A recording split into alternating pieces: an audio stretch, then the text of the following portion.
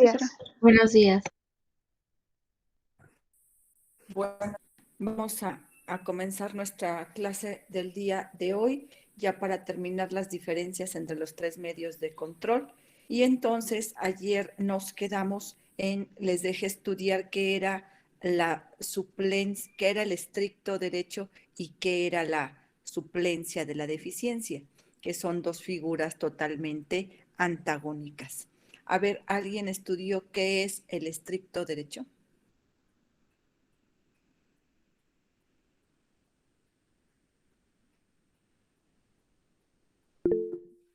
Adelante, César, por favor. Sí, son contrarios. El estricto derecho, las plantas.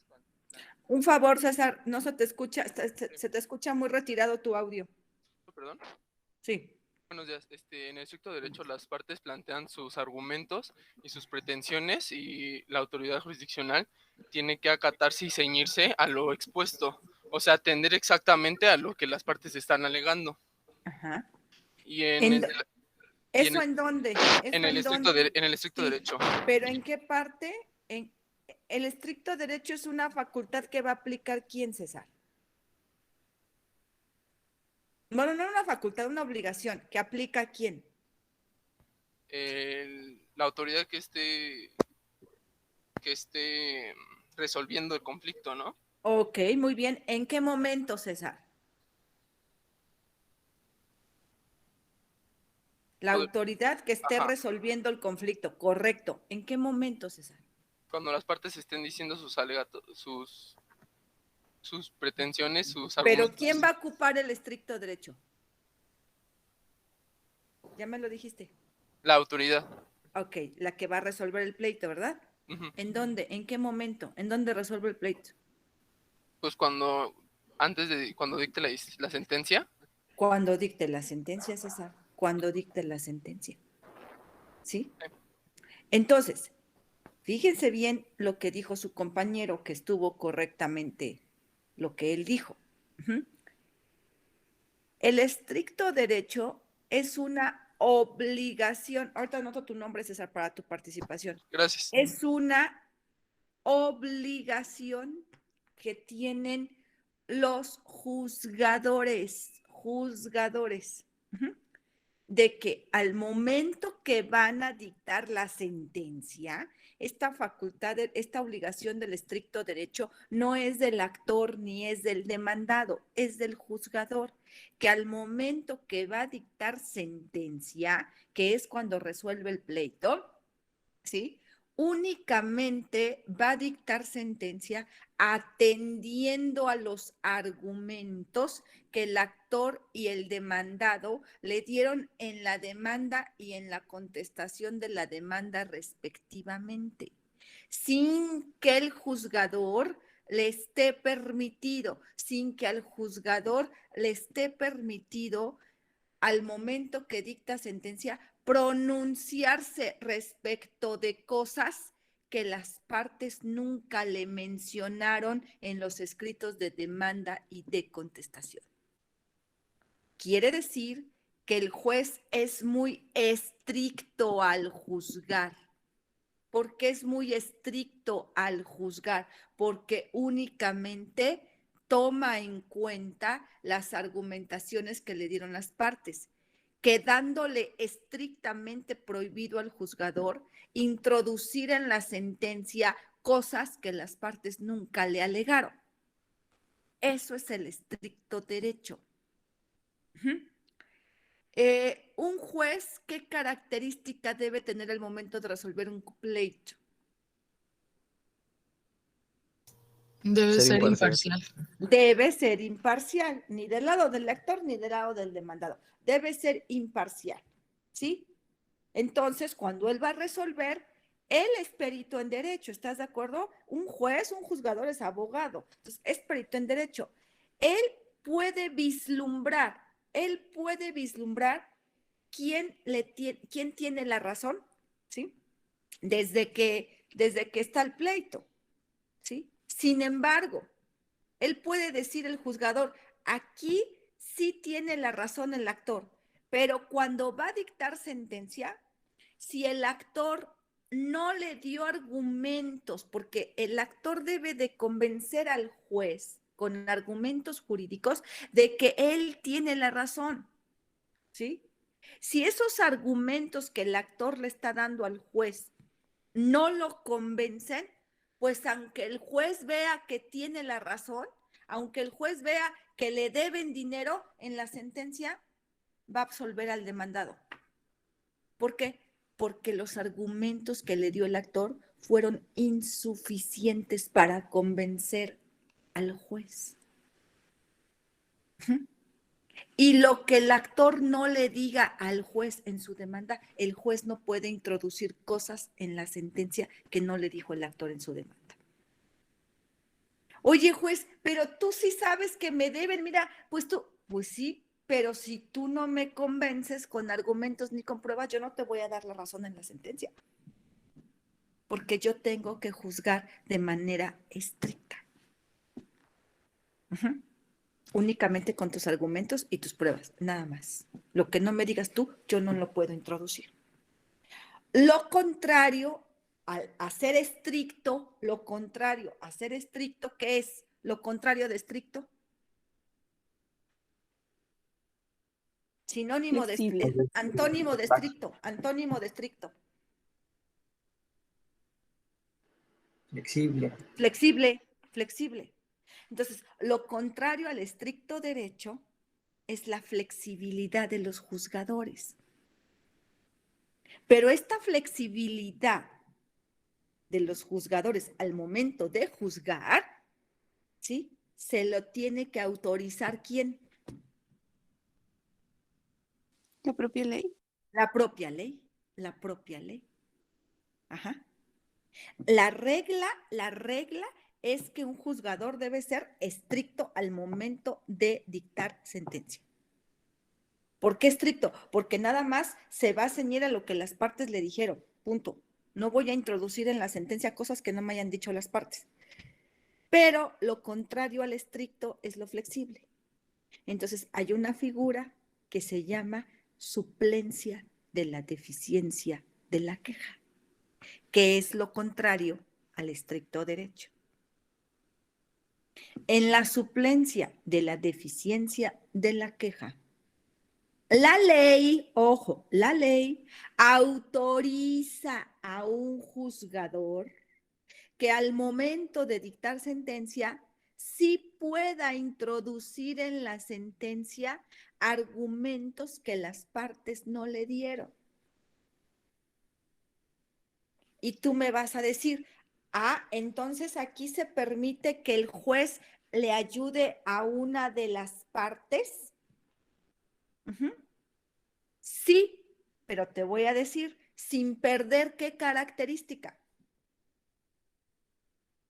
La imparcialidad. La imparcialidad. Y tú me vas a decir, pero si está ayudando a una de las partes, maestra, entonces se hace del lado de una, entonces deja de ser imparcial, se vuelve parcial. No, porque los casos en que la ley autoriza a un juez ser flexible al momento de juzgar, introducir argumentos que las partes no le dieron, es cuando el juez suple esa deficiencia de la argumentación a una persona que pertenece a un grupo socialmente vulnerable. La ley dice, tú juez debes ser flexible al momento de juzgar en un asunto cuando una de las partes, cuando el actor pertenezca a un grupo vulnerable, socialmente vulnerable. ¿Sí? ¿Por qué? Porque en una contienda jurídica, actor y demandado se están peleando, ¿sí? Se supone que los dos deben estar en igualdad de circunstancias para competir, para pelear. Y cuando uno de esos dos contrincantes está en clara desventaja frente al otro, ¿sí? Entonces no están peleando en el mismo nivel, uno ya le lleva ventaja al otro. ¿Por qué? Porque este pertenece a un grupo vulnerable desprotegido. Entonces, ¿qué pasa? Que la ley crea la figura de la suplencia de la deficiencia de la queja, para que entonces al momento que el juez va a juzgar, ¿sí?, pueda introducir en la sentencia argumentos que la persona vulnerable no le dijo. Y al momento de que el juez en la sentencia ocupa la suplencia, es flexible, lo que hace, ¿qué cosa es? Le ayuda a al vulnerable le ayuda, pero para equilibrar, ¿qué cosa? Para equilibrar a las partes. Para equilibrar la contienda, para equilibrar las partes. Ajá. Esto se llama suplencia de la deficiencia de la queja. Cuando el juez puede ayudar. Adelante, Andrea. Sí, profesora, justamente le iba a comentar que había investigado eso, que es cuando el juez tiene esta facultad de poder complementar la cuestión cuando hay una deficiencia argumentativa jurídica. Así es. Y de hecho, en materia de amparo viene justamente las excepciones en donde se puede aplicar la suplencia de la deficiencia en la queja en el artículo 79 de la Así ley de es. amparo. Excepciones, Y justamente, ¿verdad? Excepciones, sí. Andrea. O sea que, ¿cuál es la Ujú. regla en el juicio de amparo? Que el juez, cuando va a dictar la sentencia, ¿cómo lo haga? Que sea de estricto derecho. Estricto derecho. Por eso el amparo es muy técnico. Yo, como juzgador, al momento que tengo una demanda de amparo en mis manos, yo puedo vislumbrar que el acto reclamado es constitucional o es inconstitucional. Yo lo puedo, porque yo soy perito en derecho. Yo puedo decir, ay, pues esto que está reclamando el quejoso en esta demanda es inconstitucional. Pero si el quejoso no me da argumentos jurídicos suficientes para convencerme, yo en la sentencia le voy a negar el amparo. Oye, juez, ¿pero por qué me niegas el amparo? ¿Qué, no te diste cuenta? Sí, me di cuenta, pero tú no me lo argumentaste bien. Yo no te puedo ayudar, porque mi sentencia, ¿cómo debe ser? Estricta. Estricto derecho. ¿Sí? Pero cuando uno de los dos contrincantes está en clara desventaja frente al otro, porque pertenece a un grupo social vulnerable, trabajadores, ejidatarios, comuneros, menores de edad, personas en extrema miseria, entonces la contienda está dispareja. ¿Cómo hacemos para que el pleito no esté tan disparejo? Porque sería un abuso. Equilibramos. ¿Y cómo equilibra? El juez equilibra al momento de dictar sentencia los argumentos que no le haya dado la persona que está en desventaja, el juez puede introducirlos en la sentencia. Le suple la deficiencia de su argumentación jurídica. Esto es la suplencia. ¿Cómo se llama la vestimenta de los jueces? En la cabeza, ¿qué llevan?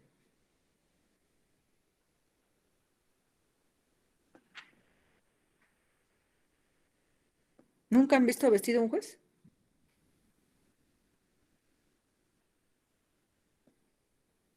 ¿Qué se ponen en la cabeza los jueces? Cuando te tomas tu foto de graduación, ¿qué te van a poner en la cabeza? ¿La toga y el birrete? Ah, ¿en la cabeza te ponen la toga? Ah, no. Ah, El birrete. el birrete. Y en el cuerpo, una túnica que va del cuello a los tobillos, que se llama ¿cómo?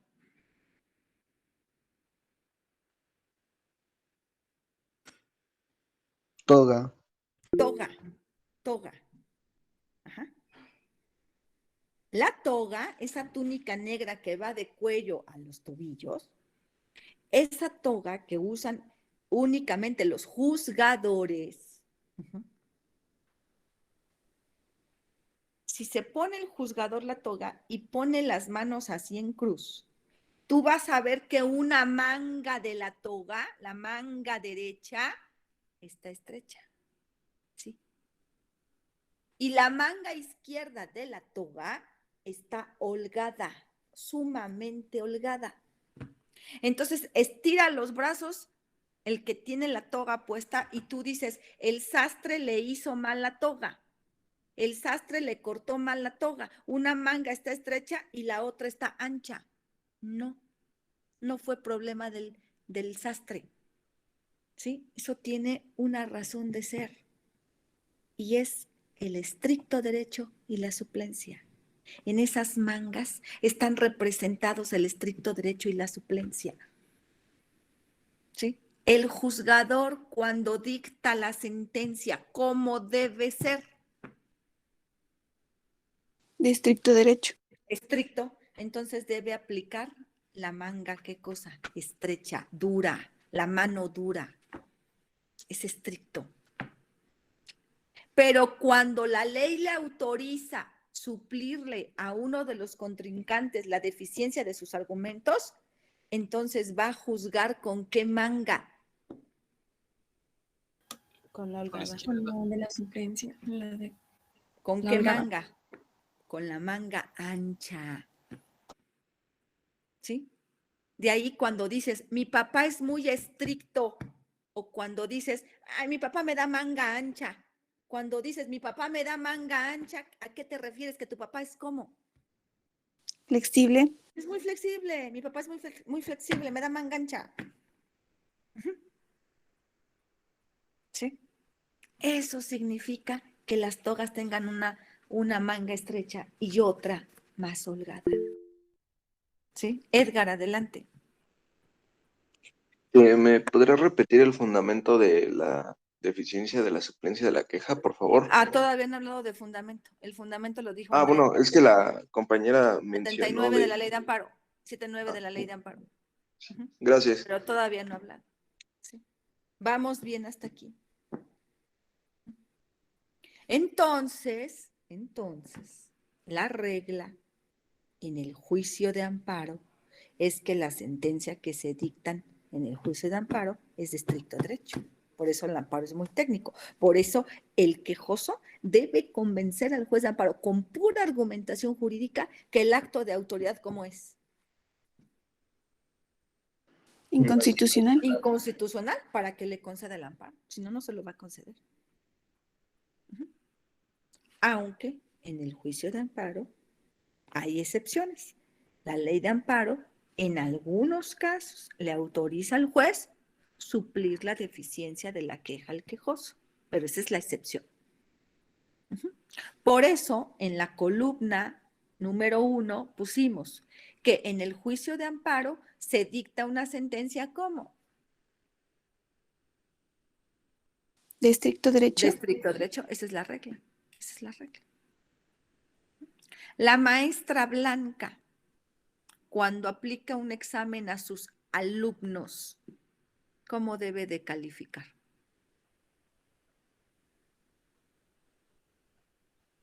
¿De estricto derecho? De estricto derecho. ¿Qué significa eso? A ver, en un examen, ¿cómo traduciríamos esto? Que lo que el alumno no contestó, lo que el alumno le faltó, ¿en dónde? En ese examen. En la ¿En argumentación dónde? de las respuestas. En sus respuestas, lo que le faltó, la maestra no tiene por qué introducir, por qué completarle qué cosa. La maestra no tiene por qué completarle qué. La respuesta. La respuesta. La respuesta. Porque si la maestra le completa la respuesta al alumno, entonces la maestra le suple la deficiencia de la respuesta al alumno. La maestra está siendo muy flexible al momento de qué. De calificar. De calificar. De calificar. Entonces, por eso luego me da mucha risa cuando dicen, maestra, ¿por qué me puso mal esta? ¿Por qué me la tachó? Pues porque está mal. Pero maestra, mire, yo le puse esto. Pero te faltó esto otro. Pero tengo la idea, ¿no, maestra? Pues me hubiera, aunque sea puesto ahí, ¿no? Sí tengo la idea. No, sí, yo no califico. ¿Cómo? Flexible. Con suplencia. Yo no suplo. ¿O qué ves que mi saco tenga las mangas, una estrecha y otra larga, una estrecha y otra larga? Ve mi saco, las mangas están parejitas, estrechas. Yo no traigo toga. ¿Sí me explico? ¿Sí? ¿Dudas hasta aquí?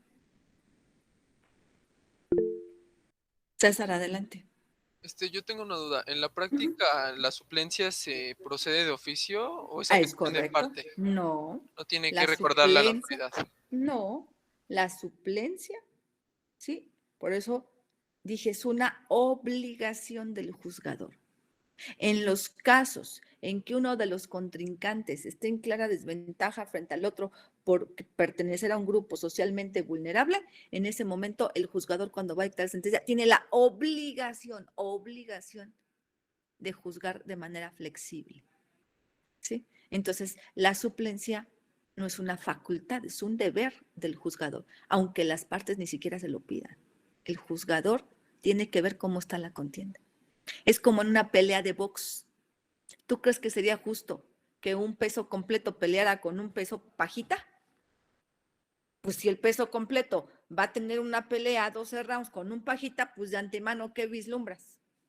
Que se va a llevar al baile al pajita, ¿verdad? Entonces, ¿qué es lo lógico? Que en una contienda de box los dos estén, ¿qué cosa? En igualdad de condiciones Del físicas. mismo peso, del mismo peso, del mismo peso, para que así no haya clara desventaja. Lo mismo sucede en un juicio. ¿Vamos bien? Sí, gracias. ¿Dudas? Pero esto no significa que el juzgador deje de ser ¿qué cosa? Imparcial. Imparcial. Únicamente lo que hace es ser flexible al juzgar para equilibrar, para equilibrar. Ujú.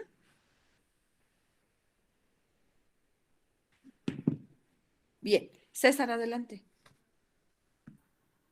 Creo que a veces la suplencia de la deficiencia de la queja, la tenga que, ¿cómo se puede decir? Que estar utilizando en este caso el litigante, porque estaba viendo en un video que muchas veces los litigantes se confían de la suplencia de la deficiencia Es cuando correcto. deben de hacer las cosas de estricto derecho. Es correcto, es correcto. Yo, César, te doy un consejo. Yo soy abogada, ¿sí? Y yo he defendido en juicios laborales al trabajador. Y en un juicio laboral hay mucha suplencia a favor del trabajador, pero soy abogada. Entonces, como abogada, yo no me puedo confiar a que el juzgador en la sentencia, ¿qué cosa? Me hagas la suplencia. Va a suplir, ¿estás de acuerdo? Aunque tiene obligación de suplir, pero yo tengo que hacer mi trabajo. Entonces, no es lo mismo, porque te voy a decir una cosa, César, ¿eh? Cuando el juez va a dictar sentencia, el juez dice, en suplencia de la deficiencia de la queja, se le da la razón al trabajador por las razones siguientes. Cuando te dice el juzgador en la sentencia, en suplencia de la deficiencia de la queja, ya está evidenciando ¿a quién? Al abogado. Al abogado. Al abogado. Ya no se le está dando el mérito ¿a quién? Al abogado. O sea, vas a ganar, quejoso, vas a ganar tu trabajo porque te estoy ayudando por la suplencia. En cambio, ¿qué diferencia cuando hay una sentencia donde dice, lo argumentado por el trabajador en su demanda es totalmente fundado y tiene la razón por lo siguiente? Entonces, ¿a quién le da el mérito? Al abogado. Al abogado. Para el caso, el resultado es el mismo, sí, pero no es lo mismo que diga que lo que argumentó el actor es fundado a que te digan, en suplencia de la deficiencia de la queja, tiene la razón, porque ahí el juzgador se cuelga la medallita y no se la da al abogado. ¿Tú qué preferirías, César? No, pues colgarse uno la medalla en vez de que se la cuelgue a mi mamá. Ahora, yo, César, yo me pongo a estudiar un asunto, ¿eh? Yo trato de sacar los asuntos con puro estudio. Ahí es donde se ganan los asuntos, con el estudio. ¿Sí? Y sin embargo, César, me ha pasado que en algunos juicios me han suplido la deficiencia en la queja. ¿Sí? En un asunto penal me pasó. Iba a promover yo un amparo en materia penal. El quejoso era el acusado. Para él hay suplencia. Entonces, me acuerdo que en ese momento el acto reclamado creo que era un auto de formal prisión conforme al sistema penal pasado. y entonces promoví un amparo contra la formal prisión, y entonces cuando estoy argumentando digo, pues por aquí está la salida, con esto lo saco. Viene la sentencia y me dan la razón de conceder el amparo a mi cliente. Cuando leo la sentencia dije, no, pues es que mis argumentos aquí, ¿y qué crees que dice el juez? En suplencia de la deficiencia de la queja se le concede el amparo por esta razón. Una razón que yo ni siquiera, ¿qué cosa, César? Que ni siquiera Ni planteó. siquiera aquí me pasó, César. Me dieron la razón por otro motivo. Entonces voy con el secretario de acuerdo, le digo, oiga, licenciado, ya vi mi resolución. Sí, ya vio que se le concedió el amparo, ¿verdad? Le digo, sí, pero estoy triste. ¿Cómo que está triste, abogada? Pues es que concedieron el amparo, pero no con los argumentos que yo le di al juez, sino por otro lado.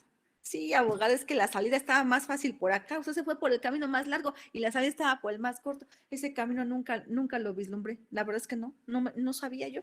En ese momento aprendí que en ese asunto la llave para salir estaba por el otro lado, no por suplencia. ¿Sí?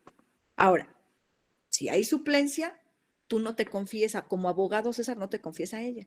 Tú haz tu trabajo. Tú haz tu trabajo con la mejor sapiencia. ¿Sí? Que te concedan las cosas por lo que tú pides, por lo que tú das, por lo que tú argumentaste. Ya si te aplican la suplencia, bueno, ¿sí? Pero que sea lo mínimo, César, que el abogado, como bien dijiste tú, lo mínimo que el abogado se pueda confiar. Lo mínimo. ¿Dudas hasta aquí? ¿Sí?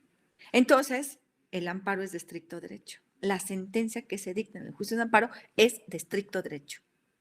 Lo que no argumentes, lo que tú no digas para convencer al juez que el acto de autoridad es inconstitucional, el juez no lo va a poner en la sentencia, te va a negar el amparo. Aunque el juez vea a ojos vistos que el acto es inconstitucional, si tú no le diste argumentos, el juez te niega el amparo. Eso es el estricto derecho. Salvo hipótesis del 79 de la ley de amparo, que después vamos a ver. Pero esas son las excepciones. ¿Sí?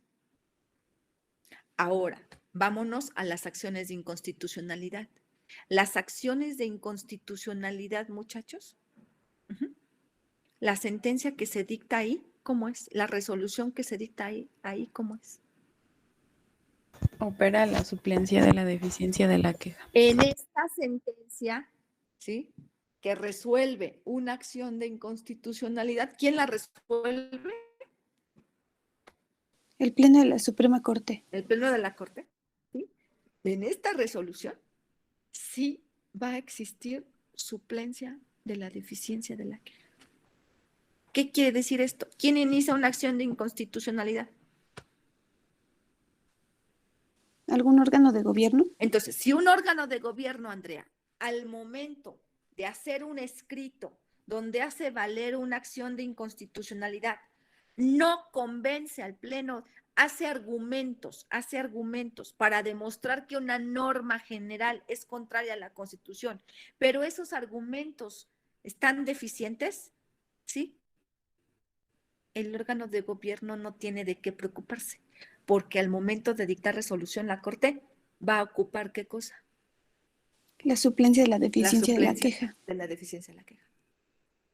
Si el órgano de gobierno en el escrito inicial con sus argumentos no convence a la Corte que la norma es inconstitucional, pero la Corte ya se dio cuenta que la norma es inconstitucional, entonces, ¿sí?, en la sentencia que se dicte, la Corte va a introducir argumentos que el órgano de gobierno ni siquiera le dio, con la finalidad de resaltar que la norma es contraria a la Constitución. Entonces, en ese procedimiento jurídico llamado acción de inconstitucionalidad, siempre va a existir ¿qué cosa? La suplencia. La suplencia. Y tú me vas a decir, pues es injusto, maestra, porque el juicio de amparo, ¿quién lo inicia? Un gobernado. ¿Sí? Y la acción de inconstitucionalidad, un órgano de gobierno, maestra. Entonces, quiere decir que cuando el procedimiento jurídico para defender a la Constitución llamado amparo lo inician los gobernados, ¿para ellos el juez es muy estricto? Y para los órganos de gobierno, cuando inician una acción de inconstitucionalidad, el juez es muy flexible, el tribunal, la Corte es muy flexible. Sí. Entonces, que se frieguen los gobernados y le ayudan a las autoridades. No, no es eso. No es ayudarle a las autoridades. No pierdas de vista cómo son los efectos de las sentencias en las acciones de inconstitucionalidad. Generales. Entonces, si hay suplencia de la deficiencia de la argumentación, ¿sí? La Corte, ¿a quién está ayudando? No le está A los ayudando a un gobernados. gobernado, no le está ayudando a un gobernado, le está ayudando ¿a quién? ¿A todos? A todos los gobernados, a todos los gobernados. Entonces, no es ayudarle a quién, A la autoridad. al órgano de gobierno, no es ayudarle al órgano de gobierno, es favorecer con la suplencia, ¿sí? A todos los gobernados. Porque las resoluciones que se dictan en las acciones de inconstitucionalidad tienen efectos generales, erga omnes. Esa es la razón de ser. ¿Sí? Y en las controversias constitucionales, ¿cómo es la sentencia? También opera la suplencia. Igual. ¿Por qué opera la suplencia en las controversias constitucionales? Porque igual tiene efectos generales. Porque la resolución que se dicta no afecta nada más a los contendientes, maestra, a los poderes que están en pleito, sino que la resolución que se dicta en una controversia tiene efectos sobre toda la población. Sí. El amparo, ¿cuáles son los efectos de la sentencia de amparo? Particulares. Individuales. Entonces, ahí sí, lo que no diga uno, pues el juez no le va a ayudar. Y ahí sí los únicos perjudicados, ¿quiénes van a ser? El gobernado que promovió el amparo. Los contendientes, el que está ahí, nada más. Nada más. Uh-huh. ¿Sí? Entonces, mientras que en el amparo la regla es juzgar como Estrictamente. estricto derecho, ajá, en las acciones de inconstitucionalidad y en las controversias, siempre cuando la Suprema Corte va a resolver, van a aplicar ellos, ¿qué cosa? ¿Manga estrecha o manga ancha? ¿Manga ancha? La manga ancha, la suplencia. La Corte va a ser flexible en el momento de resolver una acción y una controversia. Uh-huh. Porque el beneficio que se va a lograr es para todos, no nada más para los contendientes. ¿Sí? Hasta aquí le dejamos. Mañana vemos ya la última característica, que son los efectos, que ahorita ya adelantamos algo. Y mañana vamos a hacer una práctica en la clase. ¿Sí? Muy interesante. Y que ustedes van a decir, ¡oh, qué inteligentes somos, maestra! Ya podemos hacer un libro, ya podemos escribir un libro. Uh-huh. Entonces, el día de mañana hacemos esa dinámica y mañana doy por terminado el tema de los medios de control constitucional. Voy a poner un ejemplo y tú me vas a decir cuál es el medio de control que utilizarías. Si tú me sabes distinguir, maestra, aquí va una acción, aquí va una controversia, aquí va amparo, quiere decir que aprendiste perfectamente los medios de control constitucional. Uh-huh. Nos vemos al día de mañana. Hasta mañana. Gracias, profesora. Buen día. Gracias, Buen día. profesora. Buen día. Hasta mañana, profesora. Bye. Hasta mañana, profesor. Hasta mañana.